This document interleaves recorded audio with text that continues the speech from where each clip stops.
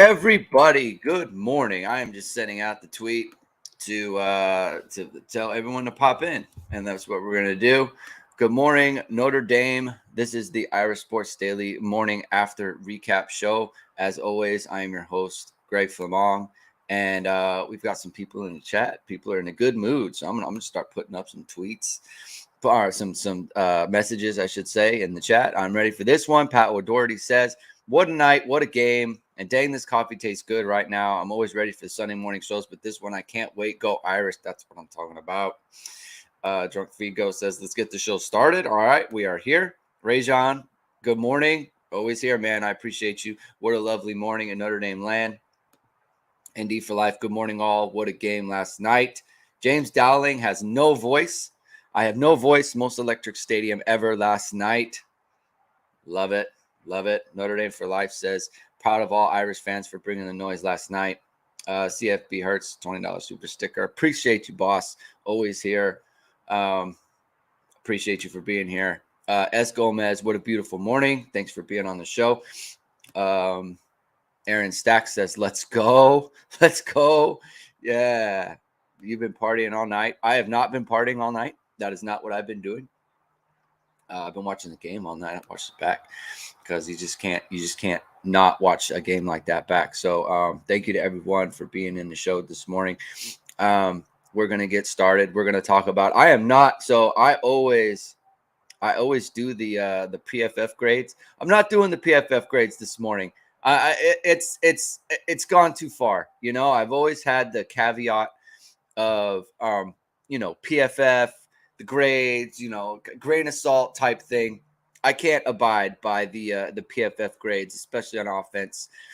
They're wrong, and I'm not even going to put it out there. I'm not even going to justify the horrible grades with putting them in for people to see, because they did. I don't think the run blocking grades are correct. I don't think any of it is right.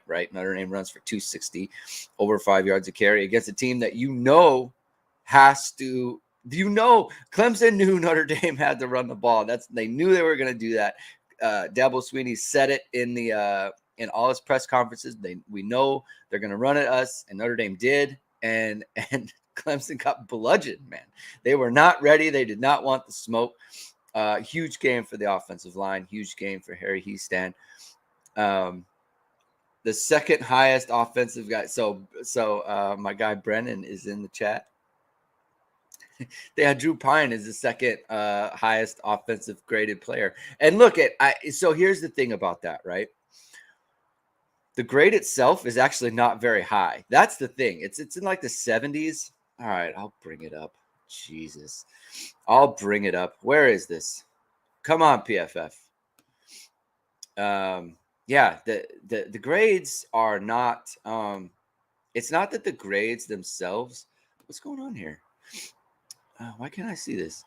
There we go. All right, it's not that Drew Pine was the second highest graded player, because like you could look at it and like he didn't throw a ton of passes, but you look at like he had the drop by Styles, which was not obviously a fault of Drew Pine.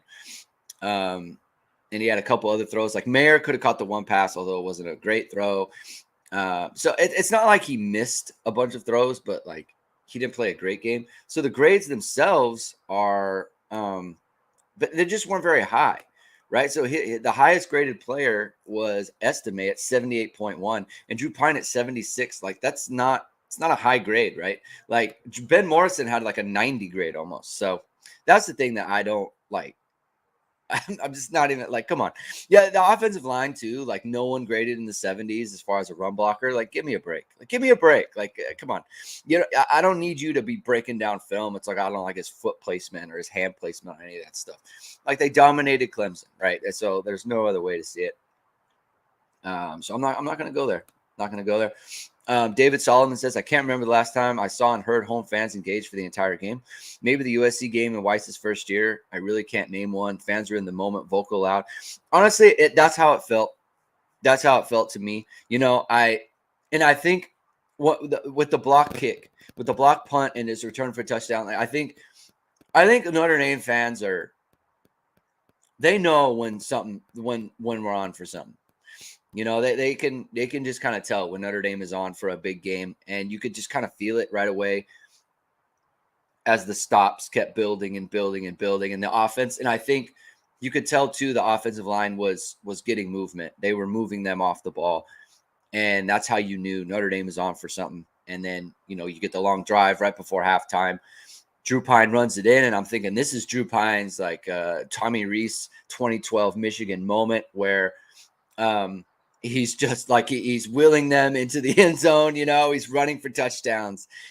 Great moment for him, and that's when you felt like, oh boy, like because Clemson couldn't do anything. I mean, Notre Dame had their number, so it was great to see the crowd and everything. Charles Faber says, "What a game! Absolutely, it was a huge one." Rajon says Diggs and Estime were great last night. They were making nice moves in the hole. And I think for them too, they did make some nice moves in the hole. They did run, assertively and that sort of thing. And they clearly felt, okay, the game is on our shoulders. I mean, they would come in and out of the game and the backs are like dapping each other up, like, let's go, like giving each other, like they knew it was like a 1-2 punch. We're going to be bringing it every single game. They knew it was on their shoulders and they delivered. I mean, the energy and the vibes were just immaculate last night. Immaculate. Aaron Stack says, definitely not partying. Already got in my run this morning and Bishop Barron's Sunday sermon. All right, bro. That's good. That's good. Get the run in. Let's do it. They had running room from the start. O-line was getting pushed from the jump. Absolutely, James. James Dowling says that, and that's absolutely correct. They were moving them. You could just like early, you could just tell, like, man, the line is moving. The line of scrimmage is shifting, and you could see it. And so it was apparent right away. And it wasn't leading to points because the limitation. The other part too is like you kind of knew the passing game wasn't really going to be there because of the wind and everything. Obviously, it affected Clemson as well. So look, you get in a wind game and it's cold and it's kind of dry and everything. And so, they did what they had to do in the O-line. They stepped it up. This team would be a juggernaut with just an average quarterback. That's probably true. I mean, I would say average passing game. I'll put up Charles's comment there. Just juggernaut without a average quarterback. Yeah, I mean, average passing game for sure. And the problem is too, like one of their best players, Lorenzo Styles, is clearly mentally having a tough time right now with catching the ball. I mean, he had the one where it's just like just catch it, but he's fighting everyone. So they got to get him going, right? They got to find a way to get him going because he's a weapon for them, and they need to get him engaged. Yeah, I thought Aaron Stack says Reese finally realizing Pine is severely limited, playing with the strengths of the running game, dabbling in Tyree plays to the perimeter, then go to Merritt when least expected. Yeah, they got Tyree in the pass game on the outside, and there was another one where he bounced it outside. So I thought he was a major contributor in this game. It's hard for him, like we've been kind of saying, me and Jamie on the preview shows and the shows during the week, is like it's such an inside focused team at this point that it's going to be hard for Tyree to really show himself. But he got opportunities, and he was it was a huge thing, right? Keith Hearing felt like the wide receiver blocking stood out this game on the bounce runs. Great. This is a great point by Keith. I thought the same thing. And I'm glad he brought it up because sometimes I forget to bring things like this up. But great point. I mean, the buy-in from the wideouts when like you're only dropping back. Notre Dame dropped back 20 times, right? There's not going to be a ton of distribution to those guys. The buy-in was fantastic. I thought Tobias looked good. I thought Lindsey was out there working. Jaden Thomas is always working there. And so you have, when you have the buy-in from the wideouts in a game where it's like, okay, we're not going to be featured, and that's just the way it is. But you get that buyout from the buy-in from those guys. It's just fantastic. So it's a great point by Keith. Thanks for being on the show and bringing your your knowledge and your beautiful points. They're beautiful points you're making. Shannon Neely says, did the Clemson horizontal game plan surprise you? DJ had a strong enough arm to push the ball vertically more. Shannon, I wonder if they were intimidated by the wind, if the wind kind of got them out of, wanting to push the ball vertically in the seams and that sort of thing, because that's where Notre Dame's been hurt this year. They were hurt that way against Syracuse last week with their quarterback who had a really strong arm, and that's how Syracuse moved the ball. But I wonder if the wind affected their plan going into the game. And the other part too is Notre Dame had been, it was a weakness, tackling in the secondary with the corners. Cam hadn't had a strong year. Ben Morrison hadn't had a strong year tackling. And in this game, those guys were engaged, and right away, I mean, they threw a swing route to Shipley. It was the first series of the game, and Cam comes up and breaks it up. And then there was another one where they went wide again, and Cam is out there, and he gets held, right? And so they get the holding call. So those guys were engaged. And I think Clemson thought that was going to be an advantage for them on the outside, and it clearly was not. And so then, especially in the first half, if your game plan is to do one thing, you're going to do that thing. And then you get to halftime sometimes, and then you make the adjustment. But at that point, it was kind of too late, right? And the other part, too, is, I think they tried deeper throws. Notre Dame confused them, and DJ was holding the ball, and then they were sending timely blitzes. I mean, you saw Tariq Bracy come through a couple of times. You saw Ben Morrison come through a couple of times. I mean, it was just, Al Golden had a plan, and they went with it, man. And he had a great plan. Kudos to him. And again, Jamie and I talked about it in the preview show on Thursday about, this is the type of game where you feel like Al Golden can shine, because in the NFL, you're used to coming up with plans in big games. You kind of save things, or you save kind of some things you're going to do for the big ones. And I feel like Al Golden did that. It looked really good. They were on point. They were where they needed to be all the time. The organization that we saw in the back end, no one coming free and that sort of thing. The best part of Clemson's passing game was the penalties that were getting called. I thought DJ Brown had a couple opportunities for some more plays that he just missed on. So just really, really a good performance from those guys. Thanks for the question, Shannon, and thanks for being in the show. Let me see. Doing his best Claypool outrageous sideline catch impression. That was probably the most shocking thing I saw in the game. I thought so. The pass I thought was to Mayer, and I thought it was just going to be missed, and that's fine. And then suddenly, Jaden Thomas comes flying in, and that's clearly who Pine was throwing at you. It was an incredible play. That was a great throw and a great catch and all that stuff. So, Ben Morrison, obviously. He's quarterback one for them, right? Again, just getting all the snaps. We can go over the snap counts on defense here. So there's 70 total plays for Clemson.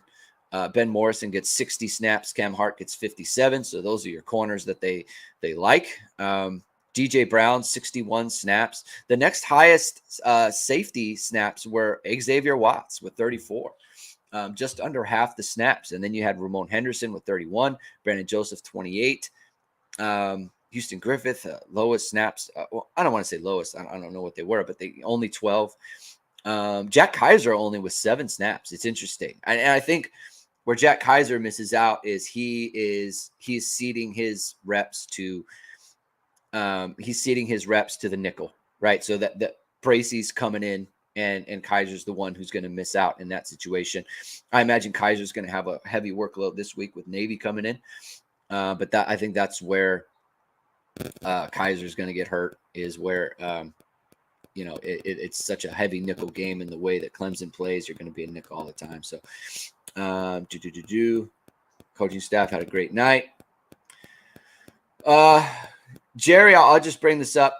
Worried about the hangover against Navy this week. Could be Marshall part 2.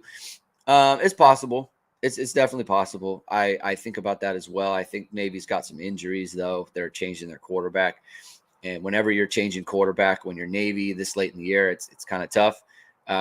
but it's not unwarranted, right? There is some concern there.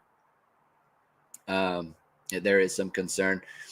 Coaching staff had a good night. That's right. Michael Park says the win was not an issue for Clemson with a big arm quarterback like they have. Yeah, I don't know. I'm just trying to come up with a reason why they didn't want to push vertical, because that's what's hurt Notre Dame this year. But they just didn't do it. So maybe they thought the win was going to be worse, or maybe they thought it would affect them more. I'm not really sure. Aaron Stack says tackling was great by the DBs last night. Even JD Bertrand may have had his best game in a golden helmet. I thought he played a fantastic game. Him and Maris were really good. It's just, and they needed it, right? So they did a great job. I mean, look, you play the way you did, and everyone stepped up, and it's just great to see. C-Mac says, let me tell you, I live in Annapolis. This is the worst Navy team in over a decade, worse than last year. That would be good. All right. Hey, take a win and move on, right? Move on.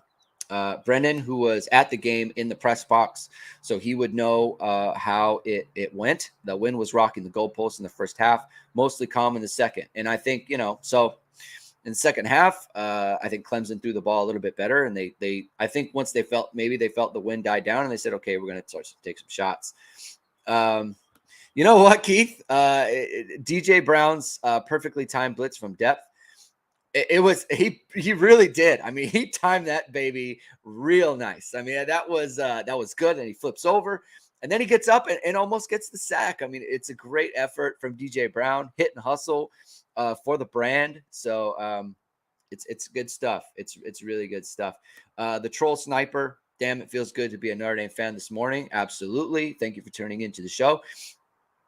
And as we've got a good number of people in watching the show right now, if you haven't already, hit the like button, hit subscribe button.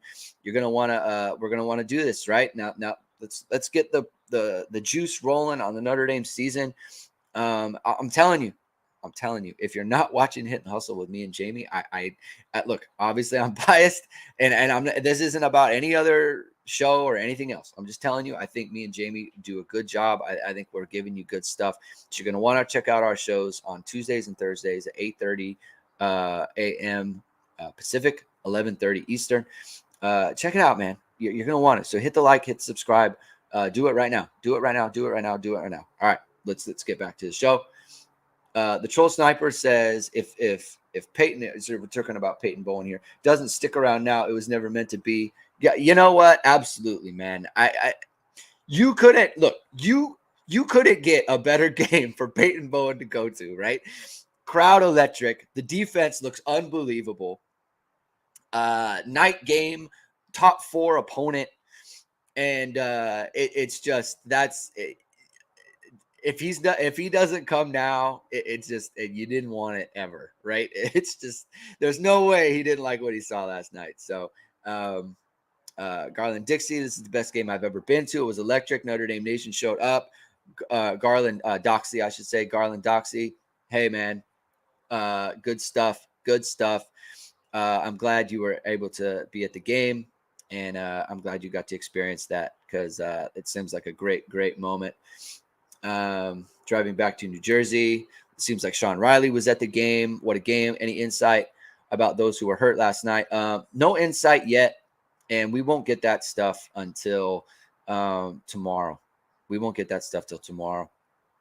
And I think Matt and Christian have been chasing down the recruits and getting that info. So you're going to want to go to irishsportsdaily.com because they've got a bunch of insight onto how the recruits felt about the game. And to no one's surprise, it was a good thing. So thanks, Sean. Michael says the way Marcus Freeman resonates with me is unlike any Notre Dame head coach. He truly embraces Notre Dame, and just imagine how Freeman resonates with the recruits. Wow, for sure, man. I never just like Marcus Freeman, like amongst the people screaming, comes out of the press conference, and people are waiting for him, and they're all going crazy, and he's giving high fives and stuff. The vibes are immaculate, I have to say. The vibes, as bad as they were against Marshall and especially Stanford too. What a dumb loss that is. Gosh darn it. Don't lose to Stanford like that. But as bad as they were then, they're just the complete opposite now. The vibes are really good. Jerry Phillips says, great to see Marcus work the refs last night on that terrible miss roughing the passer call. Sideline warning was for him, and I thought he would for sure get a flag. He's finding his way as head coach. It was it's an awful miss. How do you miss it? Two steps, and he's looking right at him. So sometimes you can see a guy where it's like you hit the quarterback, but you can't really see. Like, you think to yourself, how does he know that the ball is actually out? Like, he doesn't know the ball is out of his hands. This one, it's right in front of the defender. He sees he throws it, takes two steps, and then hits him high. He goes flying, and you don't call a penalty. Like, I don't really need them to call targeting in that situation, but it's clearly a penalty. I mean, in the NFL, there's 5 flags coming out. It's just, I mean, in every single game, that's a penalty. I don't understand how it doesn't work out. So, Notre Dame for Life says they were chanting his name, and he's talking about Peyton Bowen. The student section was chanting his name. It doesn't get much better. It certainly does not, especially when Oklahoma is struggling and Texas A&M's 3-6. All right. C-Max says, did you watch Tyler Buckner throw on field in pregame? They said he was using both arms and catching with his own balls, throwing 20 to 25-yard balls. Brennan, who was at the game, I was not at the game. Brennan, if you've got some insight into that, throw it in the chat, and I'll throw it up, and we can discuss it. So, I mean, Ebenezer, here's the thing. They really should be 8-1 anyway, frankly. But it is what it is. Like, honestly, it doesn't even matter. Like, what's the difference between 8-1 Notre Dame and 6-3 Notre Dame for real? Because look, it'd be great, right? Like, you'd be talking about New Year's Six game. You'd be talking about maybe like a playoff run at this point. But it's like, it's just like there's pretty clearly like a level above what Notre Dame is at in the postseason now. Okay, I'd love to be 8-1. Don't get me wrong, but I think beating Clemson like this and watching the program grow, I mean, it's honestly like almost more gratifying, to be honest with you. Like, it's just like watching them, because it could have gone so wrong. It could have just completely tanked. They could have tanked, especially after Stanford, and they hung in there with their coach. And this is just such a show of faith in Marcus Freeman, in your coach, that you believe that he is the guy, that the players believe in him, and the players believe in the coaches, and they believe in what they're trying to do to pick themselves up when you're 4-3 and you've got Syracuse, Clemson coming up, right? Syracuse on the road, Clemson, right? Like, it could just gone such the other way, and it didn't. So that's like, for me, that's just such a great thing. And that's part of the vibes that I'm talking about right now. Stuart Wilkes says, I'm from Brooklyn, New York. I feel great to be an Irish fan. I lost sleep. I don't feel hangover for Navy. Coaching staff turned the corner. The secondary with Morrison and Bracey have taken huge steps. Absolutely. There's I have nothing but agreement with all those comments. It's great stuff. Ebenezer Gatsby says, Notre Dame needs to hit the transfer portal for quarterbacks. Maybe Brennan Armstrong wants to go out on a better note and improve his draft prospects. Yeah, Notre Dame has to hit the portal. It really does. It just, there's no way they don't. In my opinion, they'll get somebody in, at least to compete with Buckner or whatever. But someone's coming in. They got to do it. Nolan Sanchez says, what is Buckner's time return? We go back to Buckner, hypothetically, if he was going to go for USC game. He will not be back for USC. There's no way. And I doubt his family would even be on board with him trying to come back at this point. He hasn't played. You can't have him taking hits right now. It's not supposed to be till like December at least, if not January. So Freeman said 5 months, and that was in September. So I don't think we're going to see Tyler Buckner anymore this year. Brian Heaney said, another comment about Marcus Freeman. When I said last week how much more keyed in Freeman was, you did. It's a great, you made a great comment. See him losing it last night, found his groove. Yeah, I loved it. I love that he went after it, because look, protect your player, man. Protect your player. Don't let him just take a shot. He was dismissive with the referee when he tried to tell him something. He was righteously upset, and like they never would have missed it if it was Dabo's guy. That's for sure. And so I didn't appreciate that. There's at least one bus of 50 Notre Dame fans headed to Baltimore, D.C. next weekend. Lest we forget how well this team played in away games this year. Absolutely, Chris. Absolutely. Although I will say it's the first away game where it's like the other team's a dud. So that could be interesting, something to keep in mind. The pass interference calls against Brown and Cam Hart were also awful. Absolutely.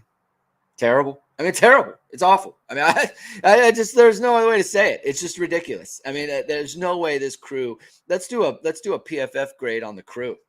Give them a nice little grade on that.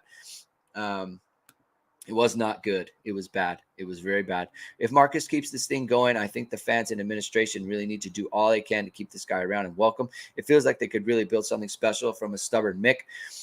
Correct. Look, get the portal thing figured out, man.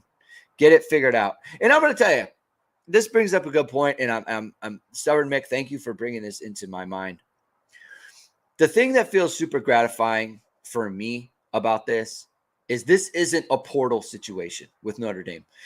You should look at Lincoln Riley, right? New coach comes in. Oh, how is he gonna turn around USC? Yeah, you bring in a bunch of portal guys. You bring in a bunch of freaking ready-made portal players. Congratulations. Good for you. Same thing with BK at LSU. Oh, how did he do it? Oh, 38 scholarship player. How did he do it? Yeah, he brought in a bunch of guys from the portal. His quarterback's a portal guy. The whole offense is the quarterback. What does Brian Kelly beat Bama with Drew Pine at quarterback? No. Does he beat Clemson with Drew Pine at quarterback? No, he does not. As a matter of fact, he ran from that. Situation. Okay. Marcus Freeman is taking the pieces that were left with him and the quarterback situation that he has, and he is like the depleted wide receiver room, right? Not devoid of talent, but certainly devoid of numbers. Okay, so it's not anything against the players. It's just that you don't have the numbers that other teams have. Takes that room, takes the quarterback room, and goes out and is getting it done that way, right? BK 7-2. Congratulations. Notre Dame's a game worse. And you know what? They didn't have Ohio State on the schedule either. They did have the worst Bama team in the last 5-6 years. So good for him. Congrats on that. Notre Dame didn't need overtime to win their game against a top 5 team, by the way. So that's just the way it is. So credit to Marcus Freeman. Didn't do the portal thing, and that's that's a credit to him. Why does Pine refuse to hit the check down? I don't know. Got to work on it. It's going to be there.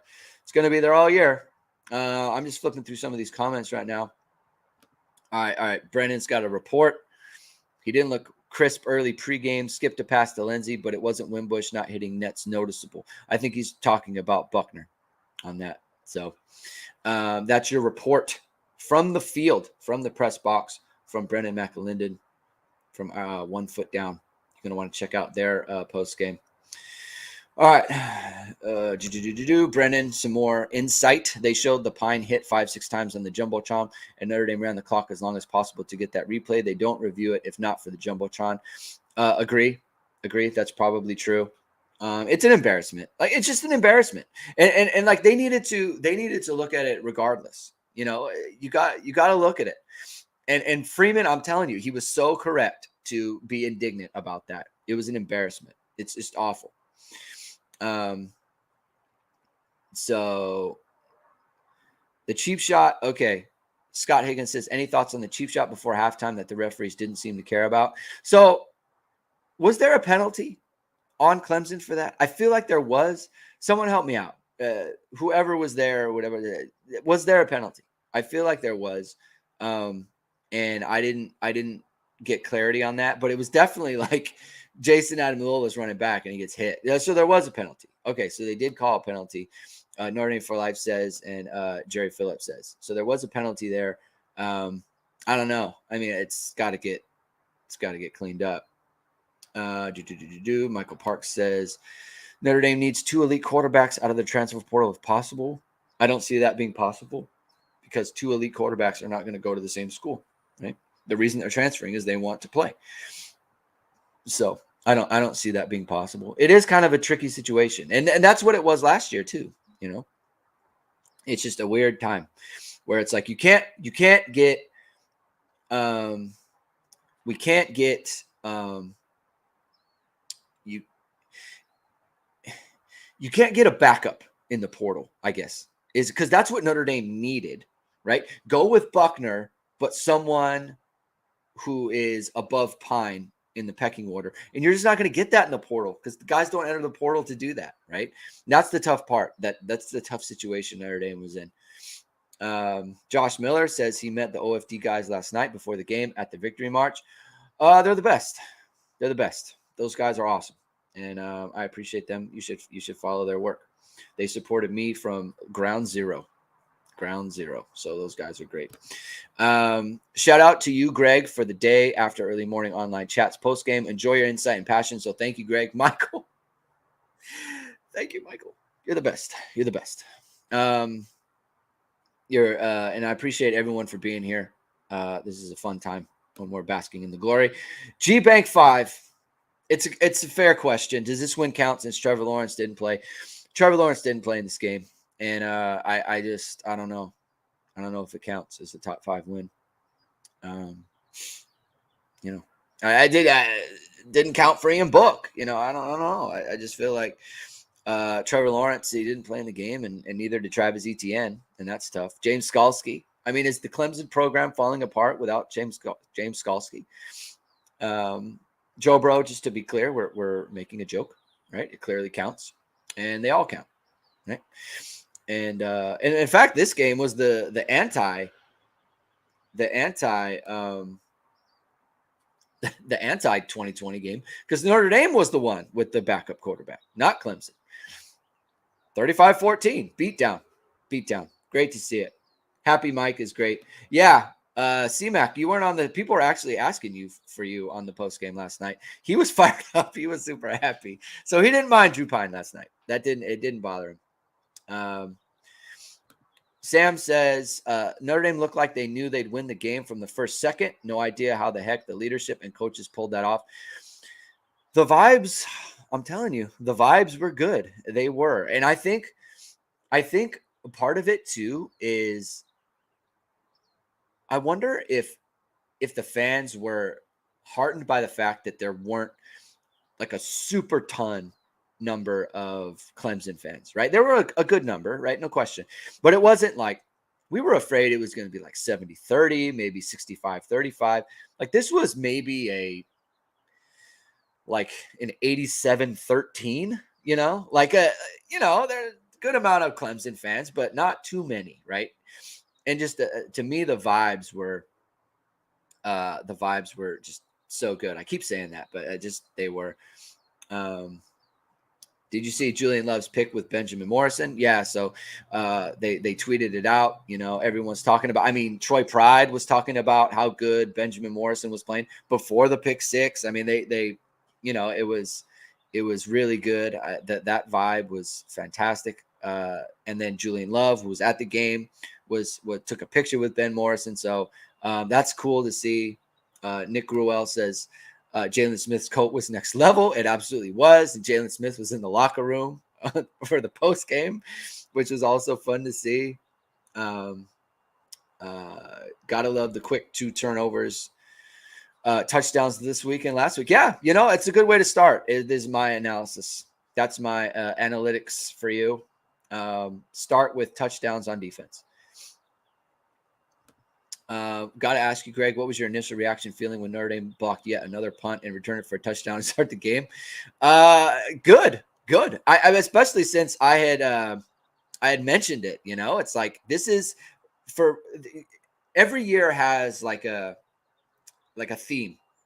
Or some, not every year, but some teams do, right? There's a theme to the year, and this year it's the punk block season. Right. That's how we'll remember kind of 2022. It's like, this is the year where we blocked all the punts. And so you feel like it's in the air now. It's not even about, it's in the heads of the punt team for the other opponent. And it's in the heads of the Notre Dame players. Like, we're going to block a punt every single week. It's going to happen. It's kind of like in 2000, it was the kickoff return season where it's like every return is going to be a big one and you could just feel it.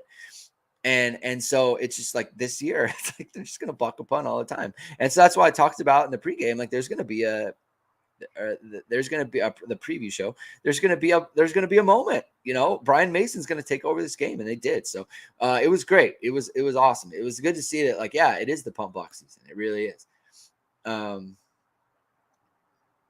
Let's see.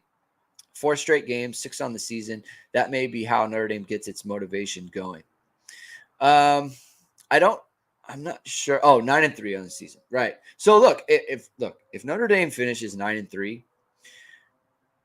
this is one. If Notre Dame finishes, let me tell you, if Notre Dame beats Clemson and then goes to Los Angeles and beats USC, it's one of the best coaching jobs. Like, of the last, I'm serious. I couldn't even. What even compares? What compares? It's incredible. It would be an incredible performance by the coaching staff. I would have to be sedated if Notre Dame beats USC at USC this year. Honestly, living in Los Angeles, oh boy, yeah, 9-3 season, 5 top 20 wins, unbelievable. What an it's just what is going on? I love it. The vibes. I feel so good. This is great. Yeah, Aaron Stack says the other teams have to spend extra time during the week on punt protect. True. It's in their head. It has to be. How could it not? This team blocks punts every single week. It's just, it doesn't matter. It doesn't matter what you think your protection is. Greg's life insurance getting canceled if we beat USC for sure. Josh Miller, thanks for waking up extra early to cover the game for us. No doubt, Josh. Every week. Oh, this is fire. This is good. Finish 9-3 and somehow have a bowl game versus LSU. The ratings would be lit. It would be unbelievable. And I got to tell you, I kind of like Notre Dame in that game. I haven't really watched a ton of LSU, but man, the way they can bully teams, it's something to see. Rajon says Lincoln Riley looking at our O-line film last night. It's got to be. I mean, they've got like a 200-pound middle linebacker, man. It's not what they've seen. That's for sure. It is not what they've seen at all. David Solomon says somehow you could just tell when Clemson put Cade Klubnik in and the announcers were commenting on how it brought them back against Syracuse. That wasn't going to happen last night. It just wasn't. I really did. And I think Brennan, who is in the chat, I think he said too, like he said in the DMs, like, here comes a turnover. And I think everyone kind of felt it. It's like, this is not a good moment for him. Like, you're at the 5 or whatever. Like, don't bring him in at the 5, especially when he's just doing the same stuff that DJ's doing. It's not like they're doing anything different. So what? They did inside zone and then they rolled him out on a zone read. It's like, that's not, DJ could do that. They didn't change him up. They didn't try to run him. They didn't do anything like that. So Freeman already has a signature win when Kelly never really did. He beat Oklahoma. Yeah, I mean, he does. It's he has a signature win. he beat. I mean, honestly, the North Carolina game, what are they, 8-1 right now? I mean, they're about to be a top 10 team. I mean, it's unbelievable. So I don't know. It's crazy. It's crazy. Trent, let me see. Trenton Von Killian. That's what I'm going with. Trenton Von Killian. Go to USC and run it down their throat like we did a few years back. You're probably thinking of 2010, actually, because we didn't really run the ball at USC that well recently. So, but that's a good point. Run it at them. And that's what Notre Dame's going to do. And I got to tell you, every team is is now thinking Notre Dame is going to just line up. There's no real, like, the thing is, there's no real remedy for a team that's just going to bludgeon you, right? And this is why Nebraska was so good. This is why those Holtz teams were so good. It's like, there's nothing really we can do. You can only put so many in the box. If we're going to put all these people in the box and they're still going to run for 6 a carry, what are we going to do?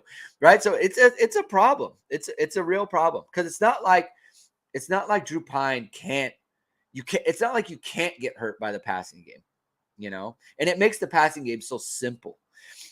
It's not hard. So, that's what's got to be kind of intimidating, right? Like, if they can do it to Clemson, they can do it to all of us. 2017 Josh Adams. I'm thinking at USC. Notre Dame's obviously done it at home, but it hasn't been on the road. But it's a good point, right? I don't want to. Tyrone Smith wants to troll everybody, and congratulations to Brian Kelly. This is why he left ND. He did, and if he had stayed. He could have beaten a top 5 team, but instead it was this number 6 team. So, congrats to him for being 7-2, really. And look, this was our problem, right? Look, you beat Bama, right? It's not like you've never beaten Bama before. You're 7-2. You lost to Florida State. You got boat raced by Tennessee. Congratulations. Like, that's BK for you. All right, we all know what BK is going to do. We all know. We've seen it. So, BK doesn't win this game. BK does not win the Clemson game with Drew Pine. 0% chance. And BK ran away from this, right? Notre Dame has a tougher schedule. This is true. So, congrats to BK on being 7-2. Good for him.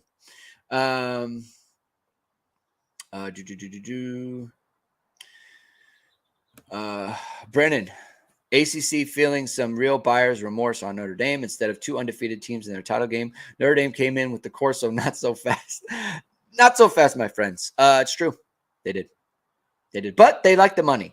So I think the buyer's remorse comes from the coaches who have to play them, not from the executives who get all the Notre Dame money and all those things, because that's what they want. So, but look, congrats to Notre Dame. That's going to be another ACC title for them, because North Carolina will likely play Clemson in the ACC title game. And so that'll be a transitive ACC championship for Notre Dame. It's great to see. G-Bank, I just want to give credit to G-Bank5 at Very Party. Love OFD. Hope to see some posts on fire memes today. Brandon will never stop with the fire memes. Never.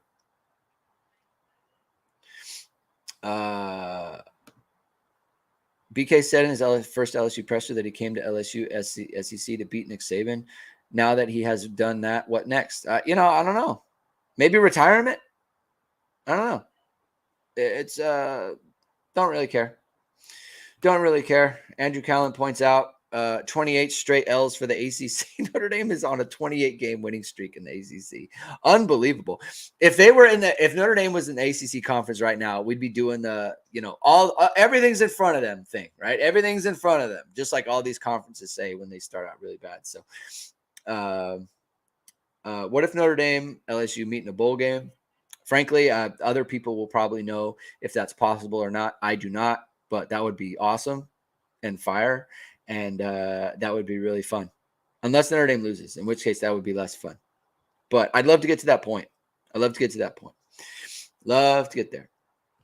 Joel Easton says, at Very Party is the meme lord. Respect. If you don't follow him on Twitter, at Very Party, follow him on Twitter.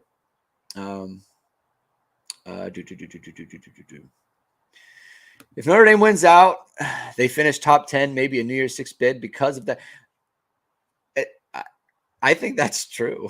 I mean, you beat Clemson and then you beat USC, and you're 9-3.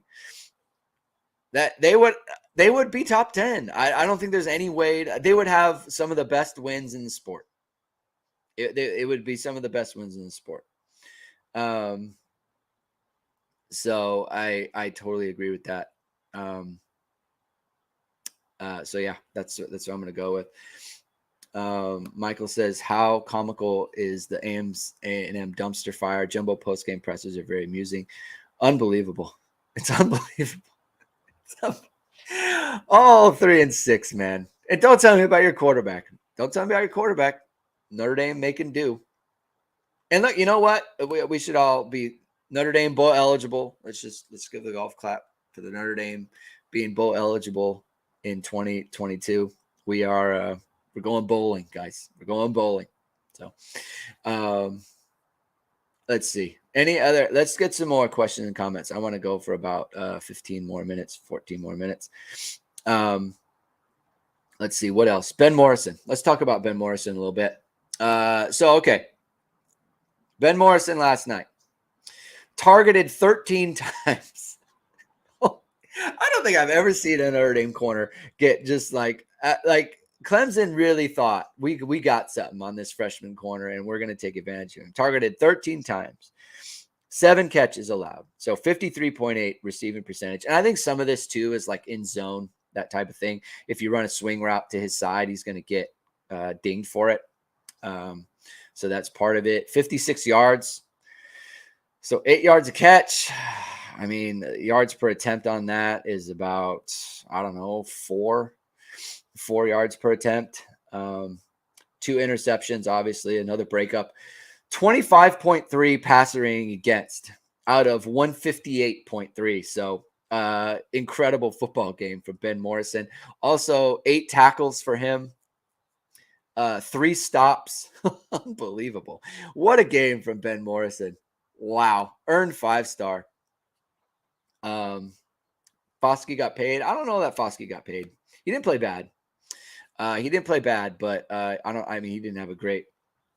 All right, let's talk this over. All right. Punk Shine says Ben Morrison, greatest true freshman corner at Notre Dame.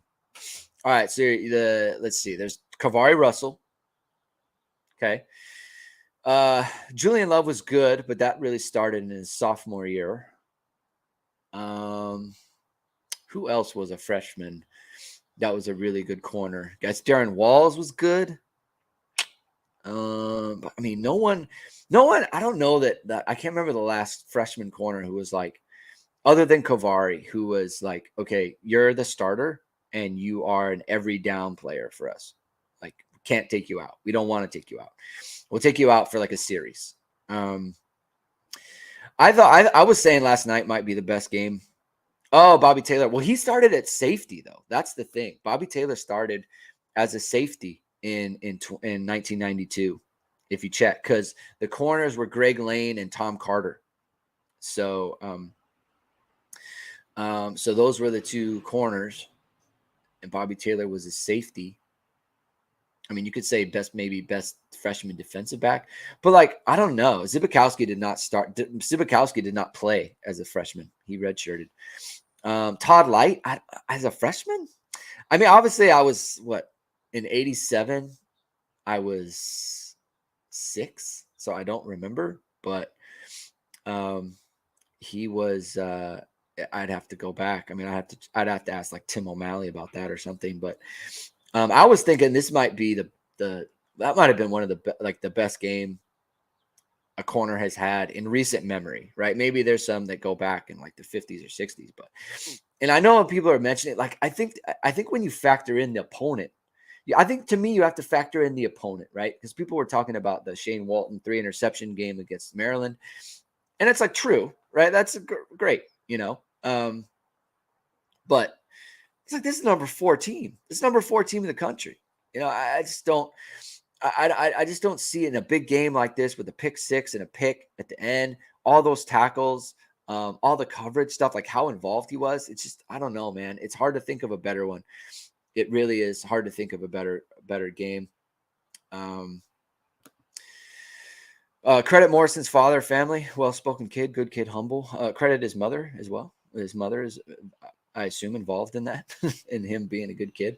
I mean, look, it's just, a good family, right? A good, his sister, I think he has a sister who's a really good athlete as well. Look, Alabama and Washington were heavy after him. And, when Washington's after someone, they're really good at identifying DBs. And obviously, Alabama, they could have used Ben Morrison yesterday. So, Um, good for him. I think someone asked about Jordan Botelho, and I want to make sure to get to that. The thing about Botelho, let's see what his snap count was. I just think, you're getting him engaged, and that's what you want. Botelho had 13 snaps yesterday. And so, it's not a lot. It's a little bit. It's something. It's not notable, but I think, I think the special team stuff, I think that matters. I think that matters for someone like him, like being in there and kind of my ND knowledge. Oh, okay. Fred Leskowski says, I'm so impressed with your ND knowledge, even going back to 92. What is your in the background? Are you asking my background as far as that? I've been a fan since I was 9, so 1990. And I'm kind of a geek about it. I'm a geek about Notre Dame football. I have a memory for it. I started taping games in 92, I think. And so my memory, like my knowledge of the 92 to 96, 98. Well, not 92 to 98 is like really strong because that's when I was in high school and I was taping every game and I was watching every game on like VHS like 6 or 7 times a week. I was always watching the games. I don't have a reason to be a Notre Dame fan. I grew up in LA. My dad was a USC basketball fan. My mom went to USC, but is not really into sports. So I don't have a reason for it. I think it's the Rocket. I think I got into it because of Rocket. So that's kind of where it comes from. And so now I'm watching games all the time too. I always like on YouTube and everything. That's great. I have the program or the media guide from the 89 year. So the 88 season, I like used to read the play-by-play of every game. And this was like in 1995 because I just wanted to know about it. I wanted to know about Notre Dame football. So Michael says prop to Greg and geekiness. Thank you very much. Thank you very much. Andrew Callan says, for all the misplaced slander Lindsey has gotten, can we give him some love for adding the physicality to become a gunner?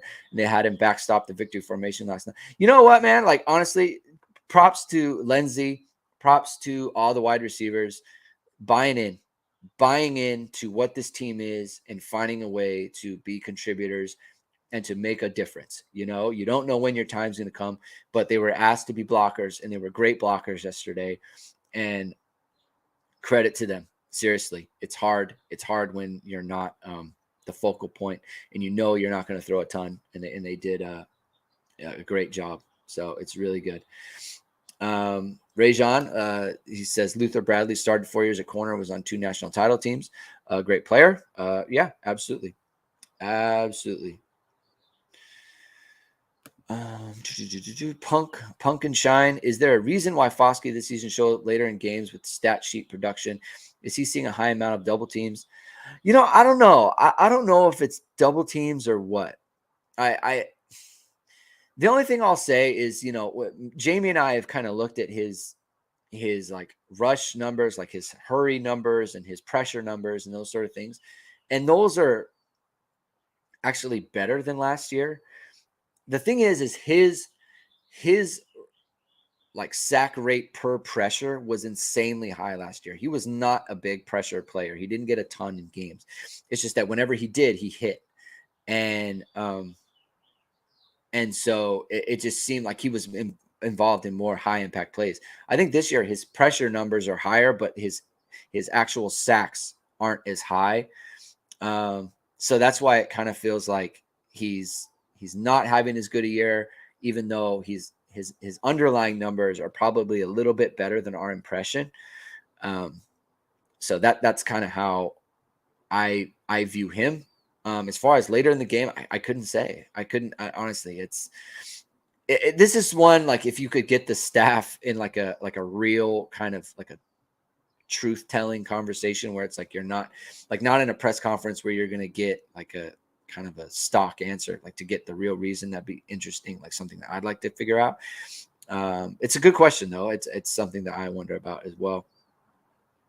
Mark Ballas says all dynasties come to an end. Notre Dame and Clemson are trending in different directions. For sure. I mean, it definitely seems like that's possible. I mean, it seems like that a little bit like that with Bama too. Um, it's just it's just that's how it seems to be going, right? Because not just Bama, but like Bama hasn't played Georgia. I feel like Notre Dame, I mean Alabama or Georgia would be favored in that situation. They obviously lost to Tennessee. They lost to LSU. It's not a great team. They almost lost to Texas, right? Texas gets a ton of credit for almost beating a 2-loss now Bama team. So, it seems like something. All right. Brian Dembo says, love the show. Got to go. Enjoy the day. Thank you, Brian, for being here. Tyron Smith asked, how am I not a USC fan? I don't know. I didn't grow up with it. I wasn't, at Notre Dame. I love the Rocket, I assume, right? It goes back so far. I can't remember having like a moment where it's like, I'm going to be a Notre Dame fan. I cannot remember a time when I wasn't. It's just what it is. I had no pull towards Notre Dame. I had nothing. So, Punk and Shine, not a question, but a comment. Riley Mills is a game wrecker up the middle. He's good. He's good. Big guy. So, it's a fun time. It looks good, especially on the defensive line. Wait, hold on. Let me get to this. Greg, you should create a call-in show with Mike. I would pay to see the level of frustration pouring out of him. This is what I'm going to do. I'm going to, for next year, we're going to try to work on some more stuff. Because the thing is, we need to get the show out to more people, and we're kind of brainstorming these ideas on how to do that. Because we always get, like, I've solicited like feedback from everybody. Like, this is the first year I've done this. So I'm trying to solicit feedback from everyone and try to find out, like, what do you like? What do you don't like? What about the show do you like? And that sort of thing. And, I think everyone likes the show. We're just not getting it out to enough people. Not enough people know about it. So that's what we need to work on. It's just getting the word out, That's what I'm always talking about. Like, subscribe to the show and hit the like button. Because that brings, it's like an algorithm thing, right? Like, it just gets you out there. Recommend the show to people and that sort of thing. Like, because we just feel like it's a good product, like we feel like we do a good job and we work really hard at it. Like, me and Jamie and everything, and Matt works really hard, and the whole site, like, we all work really hard. It's just like getting the show out there. So that's what we're kind of working on right now. Let's see. G-Bank 5, did last night have a big impact on recruiting? I know it's a complex process. I'm pretty sure Manti's visit is when we threw snowballs at the team and lost to Syracuse. It definitely, like, so in my opinion, I mean, it's kind of hard because the recruiting impact that it needs to have, like, all the guys that were there, they're already committed. Like, you want to solidify those guys, right? And that's important because Notre Dame has a really good class. So you want to solidify that group. As far as, to me, if you keep Peyton Bowen, if as a result of what happened last night and the vibes and everything and how he got to feel about the team and all those things, like, that to me is the gauge on how successful last night was. You got to keep Peyton Bowen in the class. He's unbelievable football player. He is unbelievable football player. And, like, I haven't gone in like I haven't gone in too much on him because I'm, like, almost protecting my feelings, but he is great. There are so many things. I love his game. I love it so much. As a former safety myself, I just love his game. It's awesome. So, yeah. So to me, that's the gauge is, did it jumpstart 2024, and did it solidify Peyton Bowen? That's going to be the question about the whole thing. David Knight said the bar I was at went absolutely nuts with the Ben House that pick. My house went absolutely nuts because I was going absolutely nuts. So it's awesome. All right. Punk and Shine, if Notre Dame wins out in 2022, what should the expectations be heading into 23 with Navy, BC, USC left going 9-3 seems very possible, especially with USC's defense. What should expectations be heading into 2023? I mean, look, I think it needs to go back to. I think it needs to go back to, playoffs. The expectation needs to be a playoff run. That's what it needs to be. It needs to be like that all the time. we understand why it hasn't this year, or at least, you see the reason. Maybe you don't understand it, but you see the reason for it. You get quarterback shored up, and then you go. Playoff run. I haven't totally looked at the schedule next year, but I mean, that's what the expectation needs to be. So that's what I would say. Joe Bro says it's flip season. Do we think we can flip anyone? So there's Caleb Smith, who is the recruit who decommitted from Texas Tech. I mean, he's one where I think we expect, there's good news coming on that front with him, the wide receiver out of Texas. So, so there's that. But beyond that, it's hard to say. And I think the biggest thing is like, what's going on with 2023 at quarterback? Is there anything going on behind the scenes that we haven't heard? And it's not that I need to hear about it. I just wonder if it's happening, right? Because that's the kind of the elephant in the room, right? Like CJ Carr, it seems like he's very much not gonna reclassify right now. Does he change his mind? He was at the game last night. Like, did that fire him up? I don't know, right? Getting out on the recruits and all those things. So, yeah. So it's hard to say on that. S. Gomez says, I'm from LA. Dad was a big USC fan, but I've been a Notre Dame fan since far back as I can remember. Feels great to be a Notre Dame fan in LA when the Irish win. Absolutely.